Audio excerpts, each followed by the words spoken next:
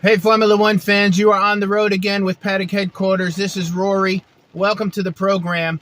I got to give you my takeaways from the British Grand Prix and the qualifying session. It was an exciting session today, very exciting. So let's get right into it. Now, of course, the big story is McLaren. Their upgrades appear to be working. It looks like they're about to start challenging Alpine for their position. And both of the cars make it into positions 2 and 3. Now, Lando comes in P2. Oscar will be starting P3 tomorrow. It looked like for a moment, Lando did have the pole position for a few minutes. And then Max Verstappen, the Antichrist, comes in at the last minute and takes it away with his speedy Red Bull. Just incredible team. Max really just continues to perform and shine with that car. His teammate, unfortunately, Checo, had another bad day. I don't know if it's mental issues or strategy or what was going on, but he always seems to be waiting until the last minute to try and get that qualifying lap in, and it just leaves too much room for error. Now, I think this is the fifth race where he didn't make it into Q3, so he's going to have a long day tomorrow. He's got a fast car.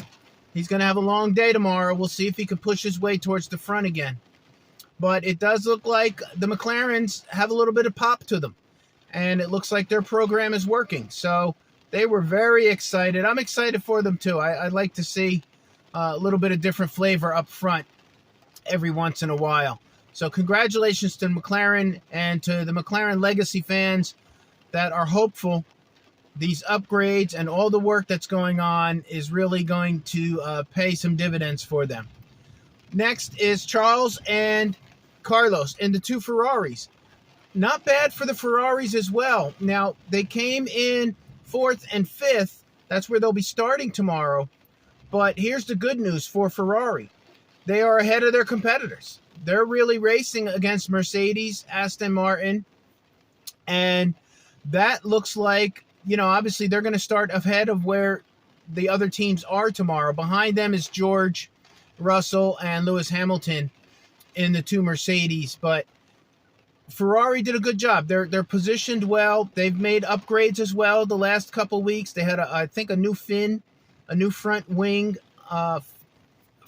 fin last week, and it looks like they're not, struggling as much as they were in the past. So they need stability and continuity at Ferrari, and at least they're ahead of their closest competitors. That's their race.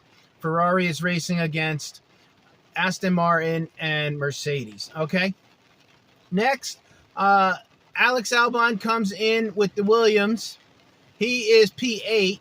Congratulations to Williams. Their program is still on track. Now, I heard Vowles say, team principal, say he really is working on, his main focus is working on qualifying. When they get to race day, they'll do the best they can. But his goal was to improve the cars in qualifying. And Logan Sargent makes it out of Q1 for the second time this season. And Alex Albon makes it into Q3. I can't remember how many times, but a number of times he's made it into Q3 now, which is true progress for Williams. So all you Williams fans, you have something to be excited about as well. They'll have a couple quick cars tomorrow, and it should be fun to watch. Finally, Fernando, disappointed. He was a little slow. He should have qualified higher. They had a very fast car at the beginning of the year, and it seems like there's some tapering off going on at Aston Martin. So Fernando really, I think he's got a little bit of something to prove tomorrow to show that their program is still on track.